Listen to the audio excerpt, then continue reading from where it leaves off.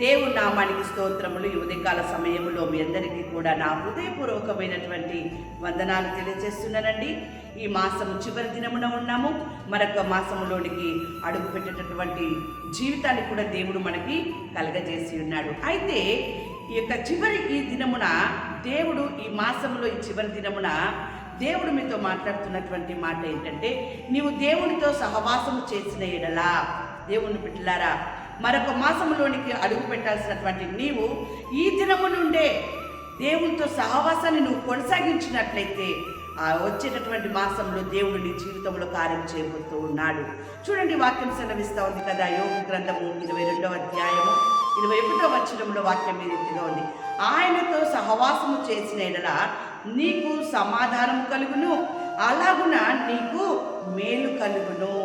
నువ్వు దేవుడితో సహవాసం చేసినట్లయితే నీకు సమాధానం కలుగుతుంది, అలాగుననే నీకు మేలు కలుగుతుంది. అంతేకాదు, వాక్యం సెలవిస్తుంది కదా 22వ అధ్యాయం 23వ వచనంలో, సర్వశక్తుని వైపు నువ్వు తిరిగినేడలా, నీ గుడారములలో నుండి దుర్మార్గమును దూరంగా తొలగించినేడలా నీవు అభివృద్ధి పొందెదవు.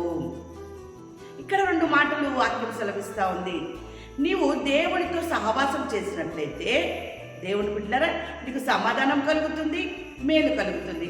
అదేవిధంగా నీలో దేవునికి సహవాసము చేయనటువంటి స్థితి ఉన్నదేమో, దేవునితో మాట్లాడనటువంటి స్థితి ఉందేమో, దేవుని యందు భయము భక్తి లేనటువంటి స్థితి ఉందేమో, అలాంటి దుర్మార్గపు స్థితిని నువ్వు తొలగించుకొని ఆయన వైపు నువ్వు తిరిగిన ఎడలా దేవుని బిడ్డలారా ఆయన నిన్ను అభివృద్ధి పొందిస్తాడంట. ఇంత చక్కని మాటలు దేవుడు ఈ ఉదయకాల సమయంలో నీకు వినిపింపజేస్తూ ఉన్నాడు. ఆయన నీకు మేలు చేసి నిన్ను అభివృద్ధిపరుస్తాడు, నీకు సమాధానమునిస్తాడు. అదేవిధంగా నిన్ను ఆయన విస్తరింపజేస్తూ ఉంటాడు. రూతు గ్రంథము 3వ అధ్యాయము 11వ వచనంలో వాక్యం ఈ రీతిగా ఉంది. కాబట్టి నా కుమారి, భయపడకుము, నీవు చెప్పినదంతయు నీకు చేసేదను, నీవు యోగ్యురాలవని నా జనులందరూ ఎరుగుదురు. ఏమండి, నీవు యోగ్యురాలవని నా జనులందరూ కూడా ఎరుగుదురు అని చెప్పేసి అని అక్కడ మాట్లాడుతూ ఉన్నాడు. నువ్వు భయపడకము, నువ్వు ఏదైతే చెప్పి ఉన్నావో అదంతే కూడా నేను నీకు చేసేదను. దేవుని బిడ్డలారా, అది సహవాసము. అలాగనే నీవు కూడా దేవునితో సహవాసము చేస్తూ నీకు కావాల్సినవన్నీ కూడా నీవు ఆయనకు చెప్పినప్పుడు వాటన్నిటిని కూడా ఆయన నీకు చేస్తాడు. అది నీకు యోగ్యురాలివి అవుతావు. దేవుని బిడ్డలారా, ఎప్పుడైతే నువ్వు ఆయనతో సహవాసం చేస్తావో నువ్వు యోగ్యుడవి, యోగ్యురాలవైతావు. నువ్వు అనుకున్నవన్నీ కూడా ఆయన నీకు చేస్తూ ఉంటాడు. దేవుని బిడ్డలారా, ఏ విషయంలో కూడా నీకు ఫలితం ఉంటుంది, ఏ విషయంలో కూడా నీకు మార్గం సరళం చేస్తూ ఉన్నాడు. ఏ విషయము నువ్వు ఆయనను అడిగినా కూడా ఆ విషయంలో నీకు ఆయన జవాబును ఇచ్చే దేవుడుగా ఉంటూ ఉన్నాడు. ఎందుకు తెలుసా? నువ్వు యోగ్యుడవి, యోగ్యురాలవి. ఎలా అయినావు నువ్వు ఆ రీతిగా అంటే దేవుడితో నువ్వు సహవాసం చేస్తూ ఉన్నావు కాబట్టి యోగ్యతని సంపాదించుకున్నారు మీరు. అలా సంపాదించుకున్నటువంటి మీరు నా జనులందరూ కూడా ఎరుగుదురు. నీ దగ్గర ఉన్నటువంటి నీ ప్రజలందరూ ముందు కూడా నీవు ఎవరివి అనేది అక్కడ దేవుడు నీకు అందరి ముందు కూడా నిన్ను తెలియజేస్తాడు. దేవుని బిడ్డలారా, అందుకే వాక్యం సెలవిస్తూ ఉంది కదా, ఆ రీతిగా నీవు దేవునితో సహవాసం చేసినప్పుడు నీకు మేలు కలుగుతుంది, సమాధానం కలుగుతుంది, అభివృద్ధి కలుగుతుంది, నువ్వు విస్తరించబడతావు. అదే కాకుండా నీవు బ్రతుకు దినములన్నింటినీ కూడా నీకు అపాయము కూడా రానే రాదు అని వాక్యం సెలవిస్తూ ఉంది. ఎలాంటి అపాయం కూడా నీకు రాదు దేవుని బిడ్డలారా. అంతేకాదు, అవి దీర్ఘాయువును సుఖజీవంతో గడుపు సంవత్సరంలోను శాంతి నీకు కలగజేస్తాయి. నువ్వు దేవుడితో సహవాసము చేసేటటువంటి విధానము నీకు దీర్ఘాయువునిస్తుంది, సుఖజీవముతో గడిపేటటువంటి స్థితిని కూడా ఆయన నీకు కలగజేస్తూ ఉన్నాడు.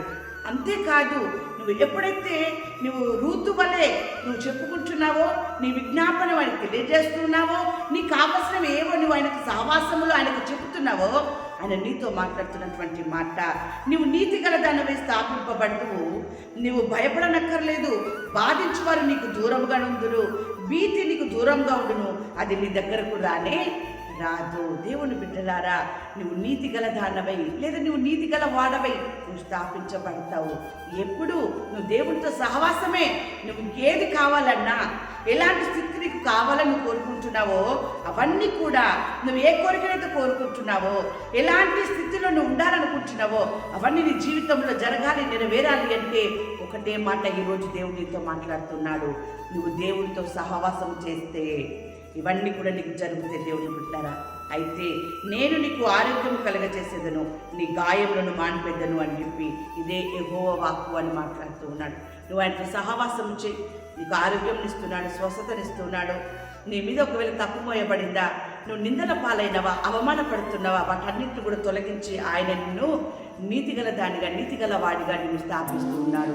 బాధించేవారు కావచ్చు, నానా విధాలుగా నిన్ను హింసించేవారు కావచ్చు, మాటల ద్వారా కావచ్చు, చేతుల ద్వారా కావచ్చు, మరి ఎలాంటి స్థితిలో ఉన్నప్పటికీ నీ కుటుంబంలో నీకు నెమ్మది కలుగుతుంది. అంటే ఏంటో నీ కుటుంబం వారికి అర్థమయ్యే రీతిగా దేవుడు నీ జీవితంలో కార్యం చేయబోతూ ఉన్నాడు. నువ్వు బ్రతికేటటువంటి జీవితం అంతా కూడా సుఖజీవంతో గడిపేటటువంటి స్థితిని ఆయన నీకు ఇస్తూ ఉన్నాడు. ఎలాంటి అపాయం అనేది రాకుండా ఆయన నీకు మేలును చేస్తున్నాడు, అభివృద్ధిపరుస్తున్నాడు, విస్తరిస్తున్నాడు. అలాంటి కృపాభాగ్యము మీకు, మీ కుటుంబానికి ఉదయకాల సమయంలో ఆయన అనుగ్రహించి ఆశీర్వదించును గాక.